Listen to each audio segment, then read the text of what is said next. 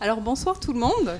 Comme on l'a dit, c'est intime, mais c'est encore mieux parce que comme ça, vous pourrez m'aider encore plus et poser directement vos questions. N'hésitez pas. On est assez peu pour que ce soit sympathique.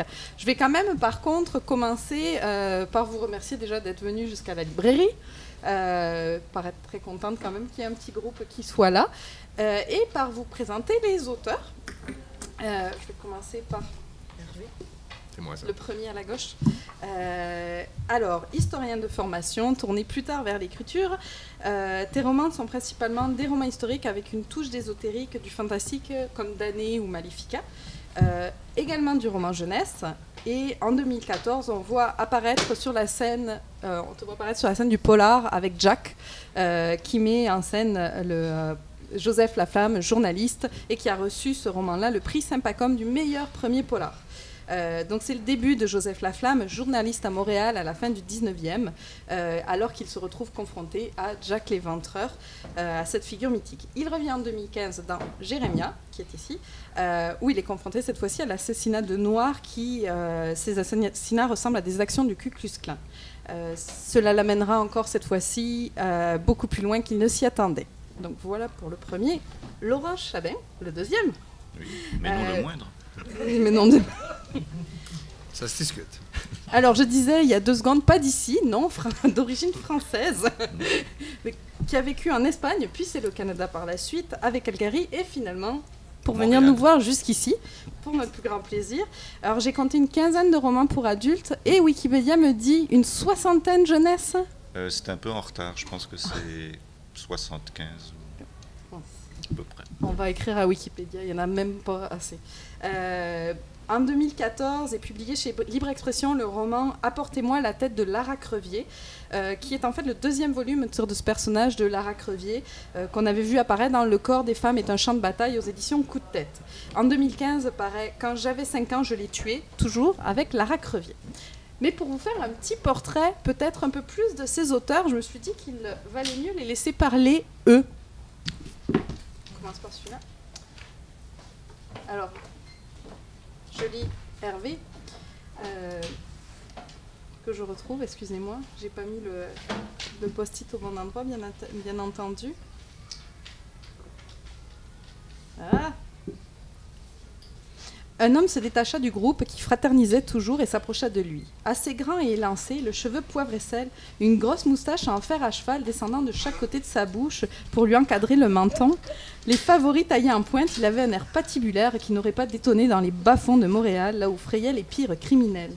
Le genre de tête à égorger des chatons, songea Joseph. Son costume légèrement trop grand et mal ajusté donnait l'impression qu'il n'en portait pas souvent. La petite bedaine ronde qui tranchait sur sa charpente maigre tirait sur les boutons de son veston. Il relevait le sourcil droit en toisant le journaliste avec dédain comme s'il sentait mauvais. Ainsi scruté, Joseph se sentit presque malpropre. Soudain, l'homme sourit et 2 petites pommettes rondes lui donnèrent aussitôt un air jovial et amusé, retroussant sa moustache et transfigurant ainsi la face de bonhomme 7 heures qui, voilà une seconde, aurait fait peur aux enfants. Il tendit la main et Joseph l'accepta, étonné du contraste entre l'apparence de l'individu et son évidente bonhomie. Je me présente, Chabin, Laurent Chabin. La bedaine, c'est un peu exagéré. Non, mais on est en 1892, il était jeune. Réponse de Laurent. Excusez-moi, je ne vous avais pas vu. Quel gentleman, il avait articulé une phrase complète, et ça ne m'étonne pas lorsque je le reconnais. Hervé Gagnon, un grand blond à l'air austère, mais qui, quand il se lâche, est capable de faire rire une salle entière. Ce qui me plaît chez lui, c'est à la fois son goût pour les énigmes et sa capacité à les résoudre. Il se définit comme un méticuleux pressé, mais je crois qu'il est beaucoup plus méticuleux que pressé. Lors des travaux pratiques, en tout cas, il ne laissait jamais rien au hasard et n'acceptait aucune information sans vérification préalable des sources. Donc voilà, ça tombait sous le sens de les avoir les 2 à la table, puisqu'ils écrivent l'un et l'autre sur l'un et l'autre. Ce qui m'a beaucoup aidé quand j'ai commencé à préparer, parce que je me suis dit, bon, comment je fais ça alors que j'ai 2 romans qui sont très très différents, puisque on est dans du polar, mais on n'est pas dans le même genre de polar, donc qu'est-ce que je fais de ça, moi? Je me suis dit, justement, c'est ça la richesse, c'est que je vais pouvoir parler de 2 types de polars très différents et voir ce qu'en pense chacun. En plus, on revient tous les 3 de Knowlton, donc pendant 2 jours, moi j'ai entendu plein de questions. Et pendant les conférences, je me disais, celle-là, je devrais leur poser quand je rentrerai, parce que je n'ai pas forcément entendu leur réponse à eux. Donc, je vais peut-être commencer par une question que j'ai entendue à Knowlton et qui, je pense, éclairera peut-être la différence dans vos écritures. C'était pourquoi écrire? Qu'est-ce qui vous a poussé vers l'écriture? Tu parles dans le crachoir. Moi, il y a deux raisons un petit peu bêtes. D'abord, j'aime ça. Et ensuite, je ne sais rien faire d'autre. Alors, c'est ça ou mourir. J'ai vraiment aucune capacité à faire quoi que ce soit. Planter un clou, c'est affreux. Je fais un trou dans le mur, je tords le clou, je m'écrase les doigts. Mais t'as fait d'autres choses. T'as eu? Oui, mais très mal. Vous allez dire que je prétends écrire très bien? Oui. J'essaie. Non, je sais rien faire d'autre. Et toi, Hervé? Je vais prendre le crachoir. Moi, c'est le contraire. J'ai plein de talents. J'ai choisi d'exploiter celui-là. Non, en fait, c'est un hasard.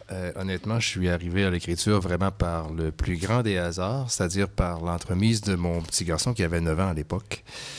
Et c'est une vieille anecdote, elle est connue, elle circule sur l'Internet depuis une dizaine d'années maintenant. Mais j'étais en train, comme tout bon thésard, de transformer ma thèse en monographie, dont, évidemment, je m'étais convaincu qu'elle allait se vendre en centaines de milliers d'exemplaires. J'en ai dû en vendre 400 à peu près, sur une base de 10 ans, jusqu'à temps que l'éditeur fasse faillite.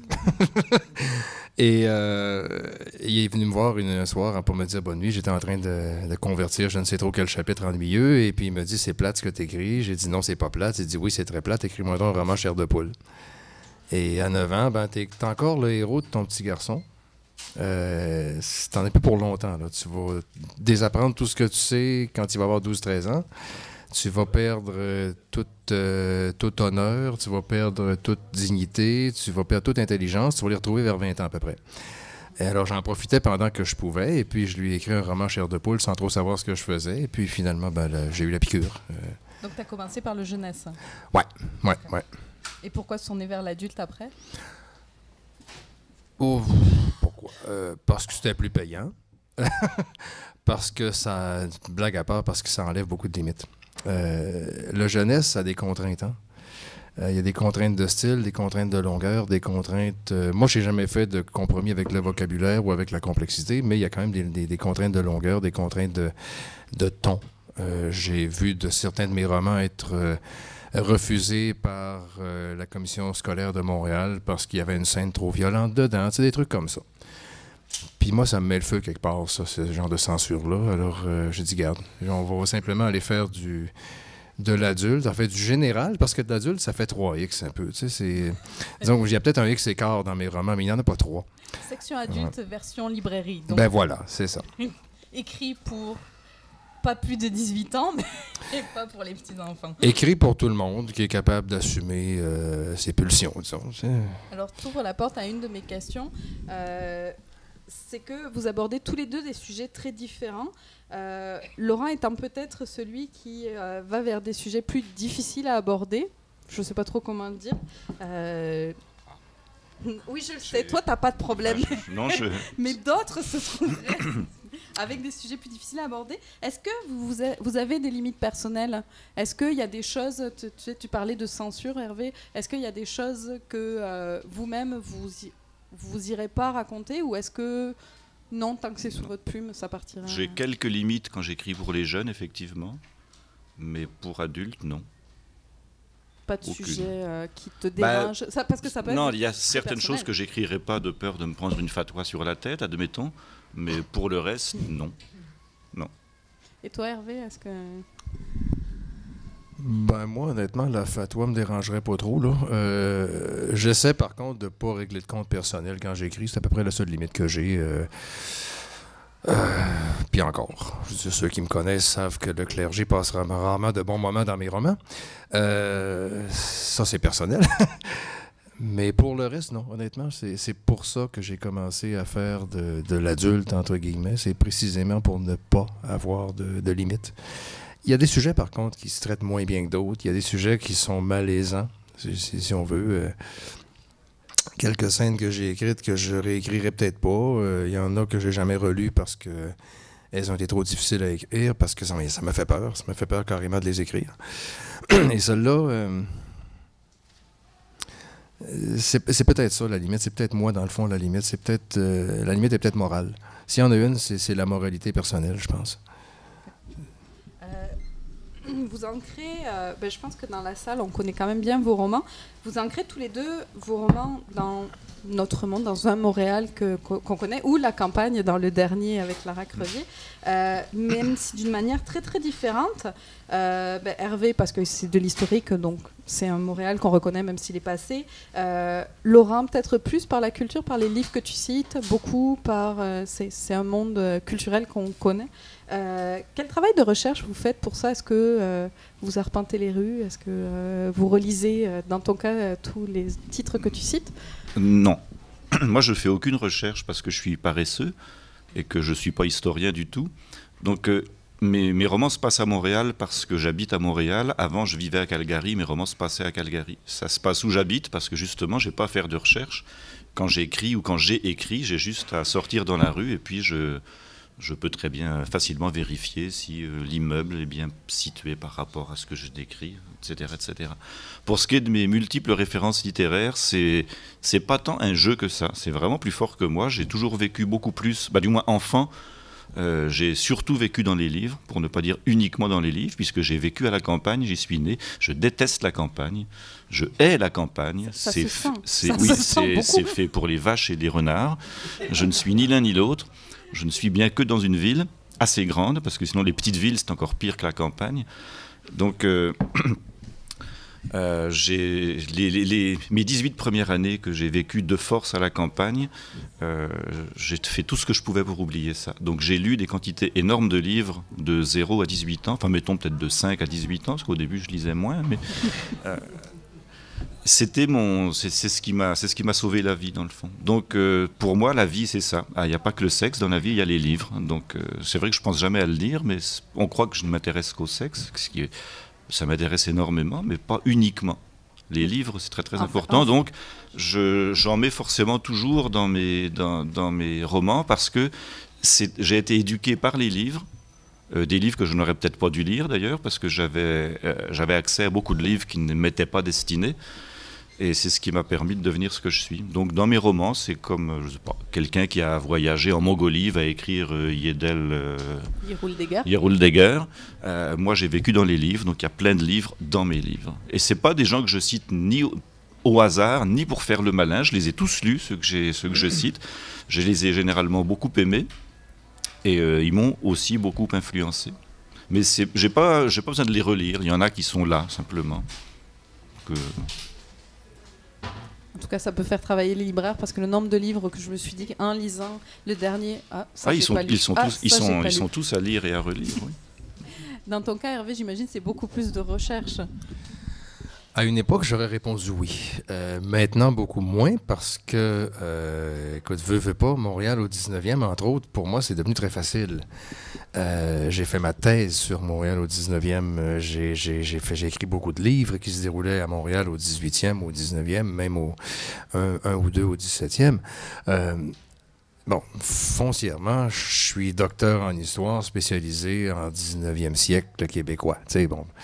demain matin, je me fais téléporter à Montréal en 1890. Il est fort probable que je sais où m'habiller, où loger, où sont les banques. Je suis capable de m'ouvrir un compte de banque. Je suis capable de me trouver un emploi. Je sais à peu près comment me comporter. Je connais à peu près les règles et le protocole, les bordels. Donc, j'en fais moins qu'avant. Quand je change de période, quand je change de terrain de jeu, oui, je vais en faire beaucoup. Pour Dany, j'en ai fait énormément. Pour Maléfica, j'en ai fait beaucoup. Quoique c'était le sujet de mon mémoire de maîtrise, ça, la chasse aux sorcières. Alors encore là, j'avais un avantage. Disons que je suis paresseux, moi aussi, dans le sens où je travaille souvent sur les territoires que j'ai déjà arpentés. Ceci dit, Chabin en fait de la recherche, il prétend qu'il n'en fait pas, mais l'été dernier, je l'ai accompagné, moi, dans un voyage de recherche de quoi, une entière journée. C'est un voyage de confirmation. Voilà, c'est ça. C'était la campagne, c'est ça? En fait, véhiculé par mon chauffeur, j'ai découvert la vraie maison natale de Lara Crevier. J'ai visité la bibliothèque de Stansted, que j'ai débaptisée dans le roman, mais je pense que c'est facile à reconnaître. La mine dans laquelle disparaît le père de Lara, il me semble qu'il est là. Je suis descendu dans la mine, il y a eu des photos de prise. Donc, mais c'était presque des... c'était pas des recherches pour écrire, c'était des recherches pour confirmer que ça pouvait bien se passer comme ça. Plutôt. Dans le fond, détrompe-moi si je me trompe, mais tu cherchais des images. Oui. Parce que tu avais déjà tes endroits. Il m'avait écrit en disant, écoute, connais-tu un endroit où une mine, quelque chose où je pourrais jeter mon cadavre? J'ai dit oui. Puis je connais même le propriétaire, viens-t'en, je t'emmène. Et de fil en aiguille, écoute, comment tu m'as sorti ça? Tu connais-tu un endroit, un village complètement paumé? J'ai dit oui, j'en connais un où les gens... Que ce soit près de la frontière. Oui, c'est ça. Vraiment le fond de la tonne. Et j'ai répondu oui, il y en a un où il y a bien des gens dont la mère et la sœur, puis il y en a une oreille dans le front, j'en connais au moins un, on va aller voir. Et finalement, de fil en aiguille, on était rendu dans les chemins de bois. Puis à un moment donné, il m'a lâché un hurlement de mort. C'est là! Et là, j'ai arrêté, j'ai reculé, puis c'était la maison de Lara, il venait de la trouver. C'était comme en retrait un petit peu, une cambuse assez usée par la vie. On la lit. Et là, je lui ai offert de prendre une photo. Il dit non, ça va, je l'ai vu. Puis effectivement, quand tu l'as décrit, c'était exactement ça. Alors, soit dit en passant, je tiens à vous signaler, vous voyez à quoi ça ressemble des discussions de romanciers de polar. C'est as-tu une mine pour jeter un cadavre? Ouais. Tout est normal. Et l'autre répond oui. Oui, c'est ça. Mais la recherche, ok, tu connais bien Montréal au 19e, mais par contre, les sujets de tes romans, par exemple dans Jack, c'est Jack l'Éventreur. Là, dans celui-ci, dans Jérémia, on parle de l'assassin du président Lincoln, John Wilkes Booth. Ça, tu es obligé de faire plus de recherches. Ben écoute, ça veut dire se renseigner beaucoup sur la guerre de sécession, ça veut dire se renseigner beaucoup sur l'assassinat de Lincoln. Tu sais, souvent il y a des hasards. Hein? Je veux dire, j'ai lu beaucoup pour d'autres raisons sur ces sujets-là. Entre autres sur une société secrète qui s'appelle toujours, elle existe encore, je pense, les Knights of the Golden Circle, qui avait été formée avant le début de la guerre de sécession et dont le but a fini par être de ramasser beaucoup d'argent, beaucoup d'armes pour poursuivre la guerre. Et lorsque la guerre a été perdue pour les Confédérés, pour le Sud, ils sont passés dans la clandestinité et ils se sont mis à enterrer des caches d'armes et d'argent un peu partout. Puis les chasseurs de trésors américains en trouvent encore régulièrement. Bon. De fil en aiguille, ça m'a amené à une petite note de bas de page qui mentionnait le passage de Booth à Montréal en 1864 et en 1865.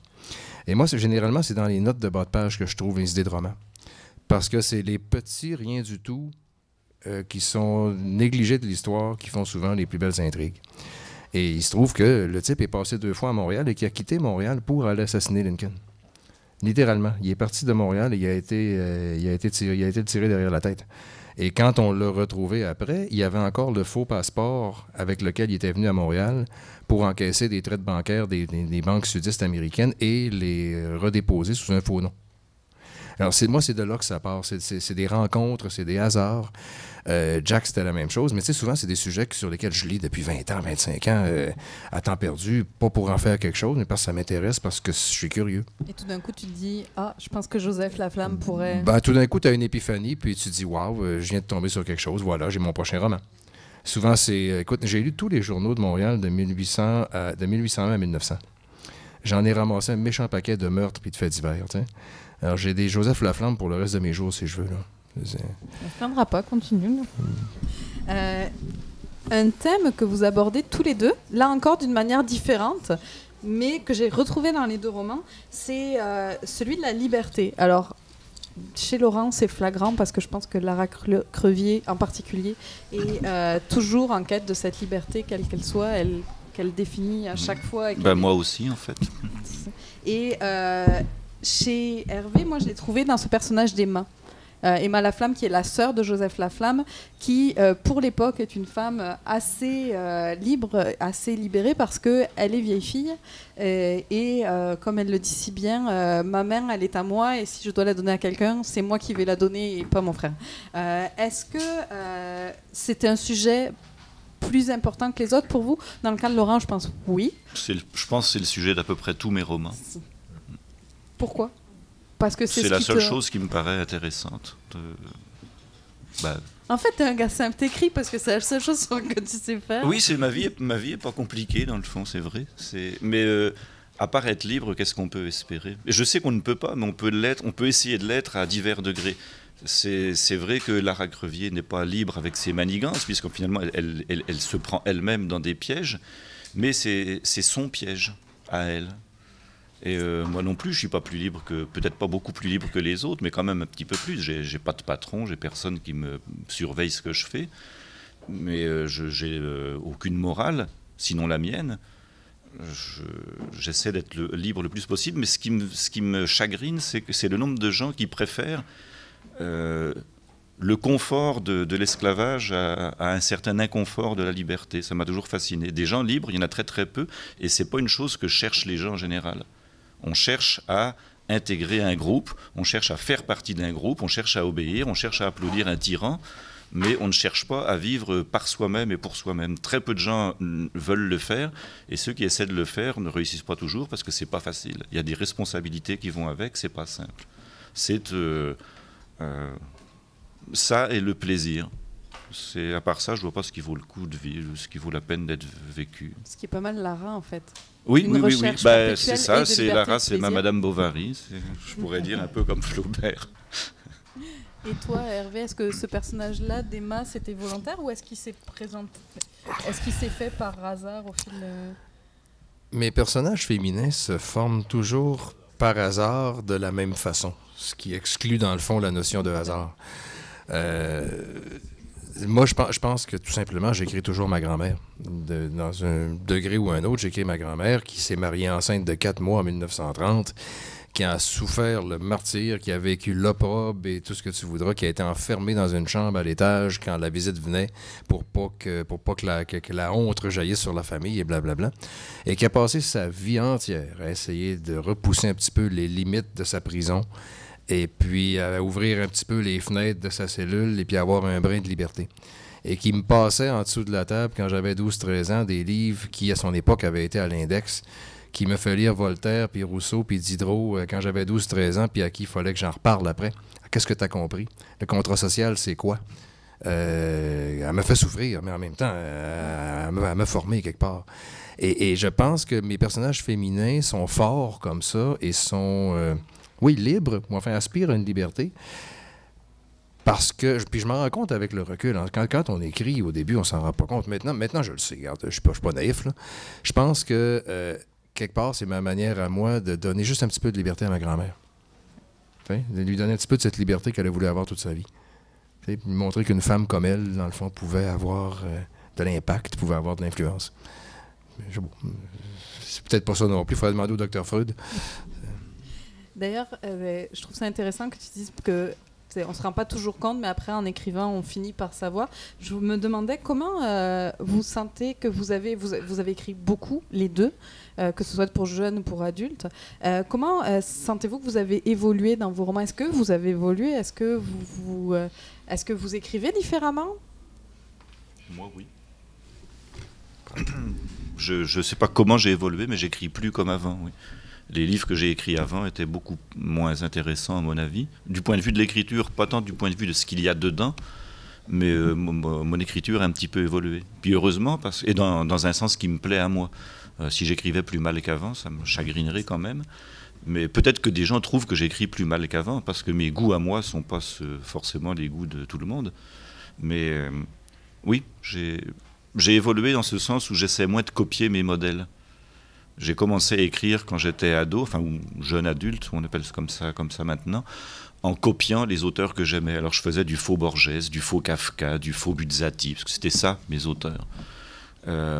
Après j'ai probablement essayé de faire du faux Céline, mais alors là c'est une catastrophe parce que on ne peut pas. Donc maintenant j'essaie juste de faire du Laurent Chabin, faux, ce qui est moins pas trop faux, mais je me rends compte en relisant que souvent ça sonne faux. Mais je ne m'en rends pas compte quand j'écris, je ne m'en rends même pas compte de l'année suivante. Si je relis un livre que j'ai écrit il y a 3 ou 4 ans, je m'aperçois qu'il y a énormément de maladresse. C'est pas ça ce que je veux faire. Alors peut-être que dans 15 ou 20 ans, j'écrirai enfin un bon livre, j'espère. ton bon livre parce que... Mon intention, le prochain, c'est toujours celui-là, il va être bien. Et bon, ça marche pas vraiment. À tes yeux? À mes yeux. Parce que notre, ça a l'air... Oui, mais vous n'êtes pas difficile, vous. Pas Moi, je suis un lecteur difficile. J'aime presque rien, parce que je trouve tout plate. Presque tout. Alors, quand je trouve un bon livre, effectivement, j'en parle. Je les mets plein dans mes... Ça va être une de mes questions, mais à la fin, comme ça, les gens pourront prendre des notes. Bon. Et toi, Hervé, est-ce que tu penses que tu as évolué dans l'écriture? J'en ai eu la preuve par 4 l'an dernier, quand l'éditeur auquel je faisais allusion tantôt a fait la faillite dont j'ai parlé. Et tout à coup, je me suis retrouvé l'heureux propriétaire des droits de tous mes premiers romans jeunesse. Et de fil en aiguille, j'ai approché un autre éditeur en disant, écoute, ils ont été publiés à l'époque et distribués de manière, très confidentielle. Et j'ai dit, ça te tenterait-tu de les rééditer? Fait qu'il a regardé ça, il dit, oui, écoute, ça me tente. As-tu envie de les retravailler? J'ai dit oui. Et j'ai commencé à les retravailler. Et à les retravailler. Et à les retravailler. Et à les retravailler. J'en ai sauvé 2. Il y en a un auquel j'ai enlevé, je pense, 45-50 pages de cochonneries. Vraiment de cochonneries. Je ne pouvais pas croire que ça avait été publié comme ça. Je ne pouvais pas croire que j'avais écrit comme ça. Les 3 autres, j'ai abandonné. Je dis, écoute, c'est juste mauvais. Il n'y a rien à faire avec ça. Oublie ça, c'est au panier. Il y a des trucs comme ça qu'il faut seulement laisser aller puis pas s'embêter avec ça. Écoute, la vie est trop courte pour échapper des mauvais livres, tu sais. Je vais en écrire un bon plutôt. Enfin, je vais essayer. Alors oui, il y a un changement énorme parce que c'est pas mon métier, moi. J'ai encore le syndrome de l'imposteur à plusieurs égards. J'ai l'impression de prendre la place de quelqu'un. Moi, j'enseignais l'histoire, j'étais muséologue, je montais des trucs très sérieux, des expositions, des projets multimédia à coups de millions, des gestions de gros projets. Puis là, je me mets à écrire comme ça, puis ça marche, puis on me donne des prix, puis on reconnaît ce que je fais, puis on me dit que c'est bon, puis j'ai vraiment l'impression de voler la place de quelqu'un. Même aujourd'hui, après une trentaine de romans, j'ai encore l'impression que je suis pas à ma place. Fait que je sais pas si j'écris bien. Peut-être qu'un jour, je serai content d'un truc que j'ai fait. J'avoue que les La Flamme me plaisent plus que le reste. Mais c'est parce qu'ils sont récents, je pense. On en reparle.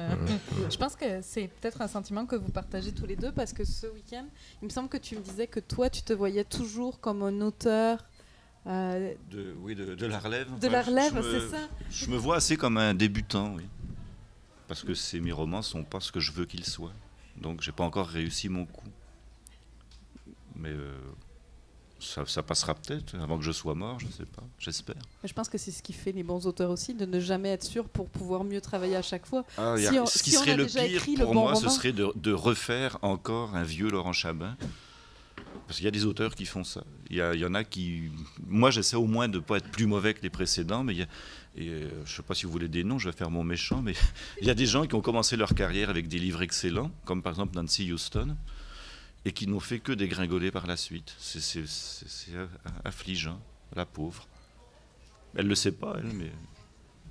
Donc il vaut mieux... Moi, ça me semble... Oui, bon, on ne va pas lui dire. Hein, oui, il vaut mieux avancer. J'aimerais qu'on parle polar, parce que bon, vous êtes tous les deux publiés chez Expression Noire, donc clairement on est dans le polar, et je l'ai dit, on est dans du polar qui n'est pas du tout pareil, qui est vraiment le mot polar au sens très, très large. Comment vous vous placez dans ces genres littéraires, vous? Est-ce que c'est même important pour vous? C'est juste un mot, puis quand on écrit, on s'en fout et on écrit? Pour moi, c'est d'autant plus juste un mot que je ne fais pas du polar, donc... Je t'attendais. Le polar, c'est quelque chose qui est très, très conventionnel. Il y a des bons, il y a des méchants, et les bons mettent les méchants en prison.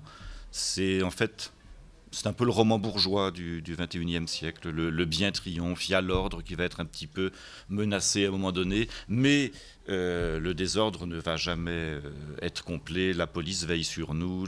Il y a des mauvais policiers, mais c'est des exceptions, c'est des moutons noirs. La police est foncièrement bonne. Moi, dans mon univers... La police est foncièrement mauvaise, donc mes romans ne sont pas policiers, ils seraient plutôt anti-policiers. Et puis, j'espère bien que je ne fais pas des romans conservateurs. Donc, je ne lis jamais de polar, pratiquement. J'ai honte de dire ça devant Richard, mais je lis pratiquement jamais de polar. Ça m'ennuie, ça me tombe des mains. J'essaye, je fais des efforts, je vous jure. En revanche, je lis des romans noirs. Bah, toi, c'est des romans historiques. Je les vois plus comme ça. Donc comme ça, il fait attention quand même aux classifications. Je lis du roman noir en pagaille, c'est même la seule chose que j'aime vraiment. Si c'est pas assez noir, ça va pas me plaire. Mais donc tout ce qui est le roman noir américain, là on pourrait remonter à Marlowe, Chester Himes ou ces gens-là. Ça, j'adore ça. C'est pas du roman policier, pas vraiment. J'aime bien dans ce qu'on appelle le roman policier classique français, des gens comme Manchette ou ADG.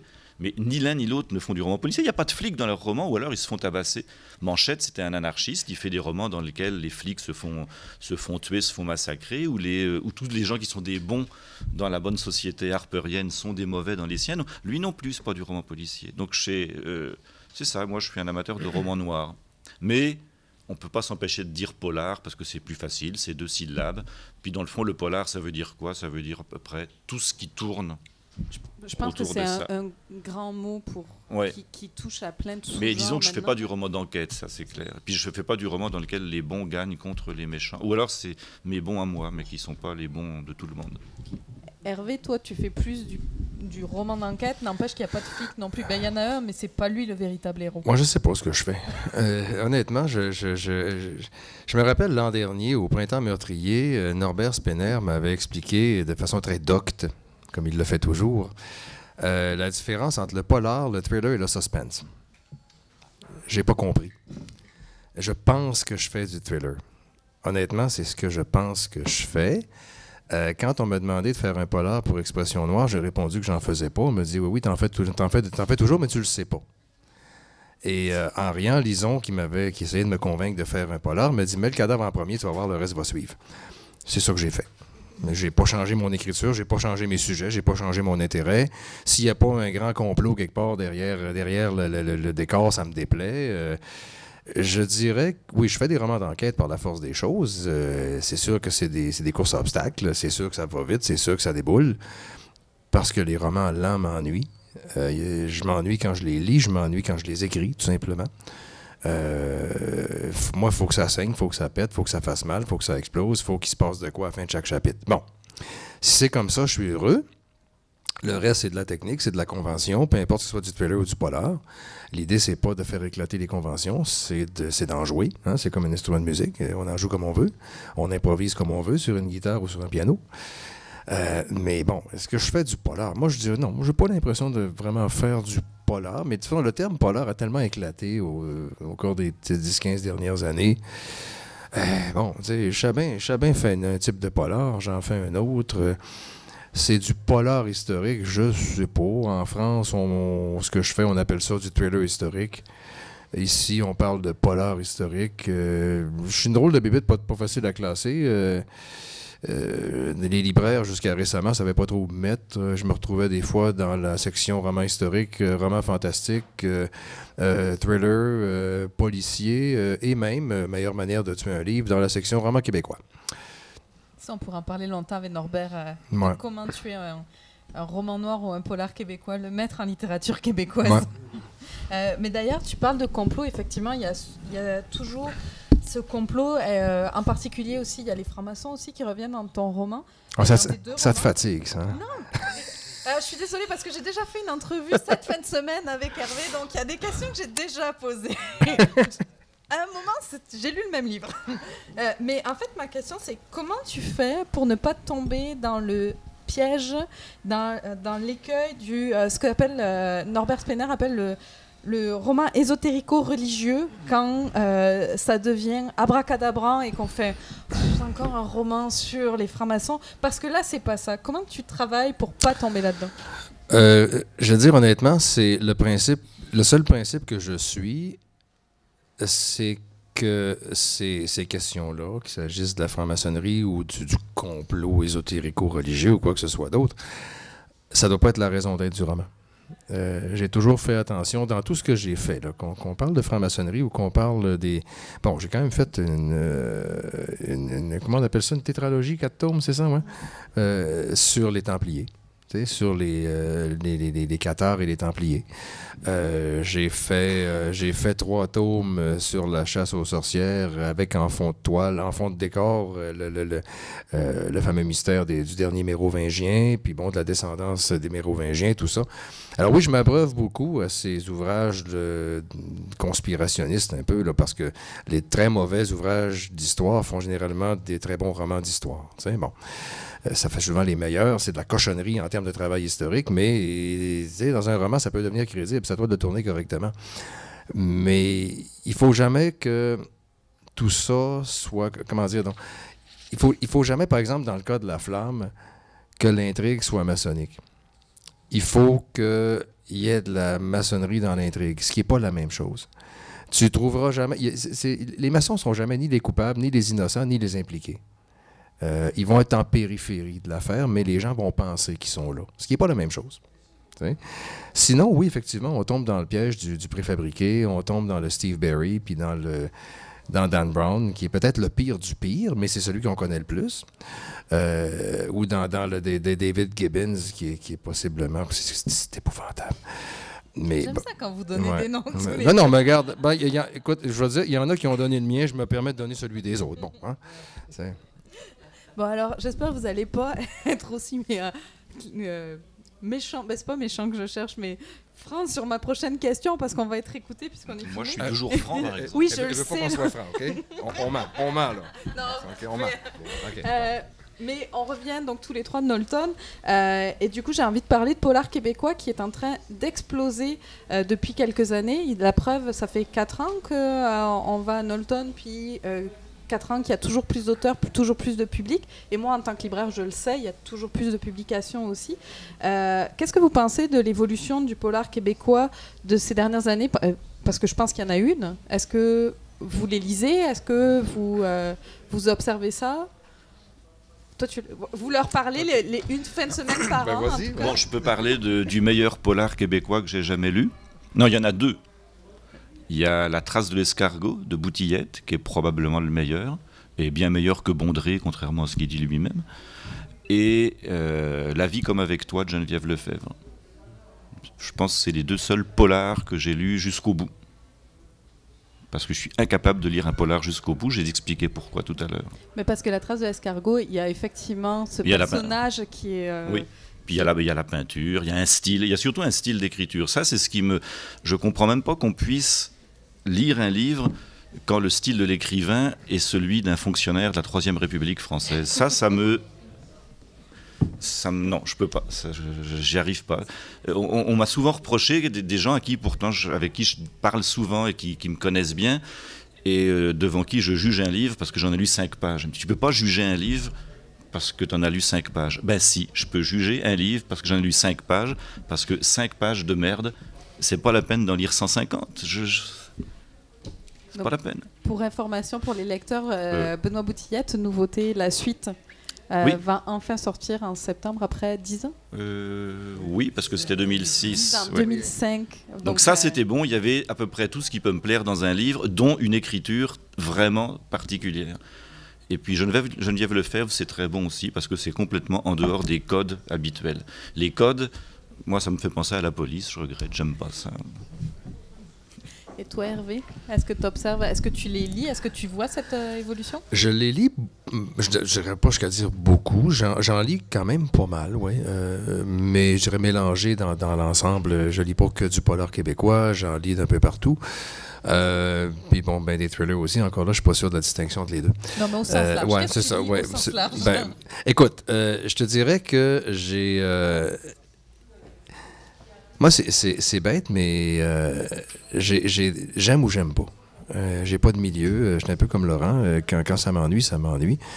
J'aime beaucoup Joanne Seymour. C'est bête, hein, mais pour moi, elle résume assez bien le polar, tu sais, conventionnel comme j'aime. J'aime ce petit polar conventionnel qui, avec une belle enquête, un beau personnage, des beaux personnages secondaires, qui se finit pas nécessairement très, très bien.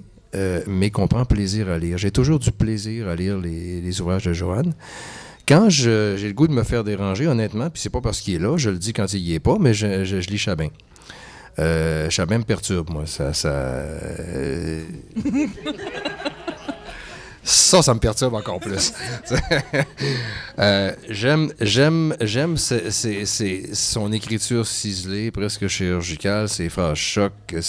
Il y a une espèce de poésie noire, presque morbide dans son écriture. Et ça me plaît beaucoup parce que ça me dépayse. C'est une écriture que je n'aurai jamais.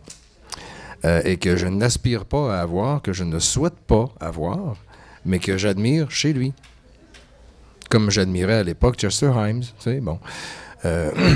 Bon, pour le reste, écoute, j'ai tendance à me vautrer dans la facilité, moi, des fois. Merci. OK. Tu vois, par exemple, j'ai beaucoup de plaisir à lire les enquêtes du commissaire Le Floch de Jean-François Parrot. Je tripe, c'est suave, cette affaire-là. C'est une enquête lente, d'époque, avec entremêlée de gastronomie. Le gars est un gourmand, puis ça sent, puis les sauces, puis les coques en pot. Oh mon Dieu, tu lis ça et tu salives. J'aime les commissaires Marcas de Giacometti et Ravenne pour la même raison. Garde-tu une recette? Des polars en série, c'est une recette. C'est comme le pâté chinois de ta mère. Si t'aimes le pâté chinois de ta mère, tu veux en avoir une fois par mois. Si t'aimes pas le pâté chinois de ta mère, t'en manges pas. OK? Moi, ces pâtés chinois-là, je les aime. Alors, une fois par mois, je suis content d'en avoir. Puis je sais exactement ce que ça va goûter.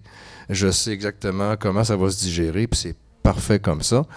Lire, ça ne devrait pas toujours être un effort, ça ne devrait pas toujours être une souffrance. Il y a des moments où lire devrait être un plaisir, tout simplement. Là. Ouais, c'est bon. Quand je veux souffrir, je lis Chabin. Parce que Chabin, il est souffrant. Je veux dire, c'est dur lire ça. C'est dur, ça fait mal. Il perturbe. Ah non, mais tu grimaces. C'est un des rares qui me fait grimacer, moi. Lui puis Wilbur Smith qui tue tellement bien ses méchants à la fin que tu grimaces, mais de bonheur. Chabin, c'est plus tu grimaces. C'est à peu près ma tête. Ben, c'est quelque part. Des fois, au milieu du soleil, avec cette fin où je fais. Mais des fois, tu le lis et tu as l'impression que tu viens de mordre dans un citron. Là. Tout en aimant ça. Mais en même temps, tu n'es pas capable d'arrêter. C'est même pas que tu veux savoir la fin. Lire Chabin, c'est pas une course c'est pas une course au dénouement. Chaque page a son importance. Chaque page est là pour être absorbée, pour être goûtée, pour être comprise. Mais à la limite, le dénouement, sans être sans importance, n'est pas une fin en soi. Je pense que chaque page doit être décortiquée pour ce qu'elle est. Et c'est pour ça que quelque part, j'aime beaucoup son écriture, mais que je l'envie. Parce que ce n'est pas du polar, voilà pourquoi. Ben, ça doit être ça. Il n'écrit pas du polar. On peut, le problème du polar, que le polar se pose à lui-même, c'est que c'est une idée qui est assez souvent répandue qu'affichent souvent certains auteurs, c'est que on ne fait surtout pas de la littérature. On fait du polar, donc c'est pas de la littérature. C'est faux. Les meilleurs polars, c'est ceux de Dostoïevski, c'est ceux de Paul Auster, c'est ceux de même Hubert Aquin. Prochain épisode, c'est un des meilleurs polars que j'ai jamais lus. Cormac McCarthy, qui fait des bons polars. Il fait pas que ça, mais il fait des polars et ce pays n'est pas pour le vieil homme, c'est un polar, mais c'est de la littérature. Ça me plaît. Il sait écrire, ce gars-là. Voilà, moi, comme qui j'aimerais être capable d'écrire, Cormac McCarthy. Je déteste le bonhomme, ce qu'il représente, de même que j'aime pas beaucoup Céline, qui était un vieux con, et Flaubert pareil, mais leurs livres, oui, ça ressemble à quelque chose.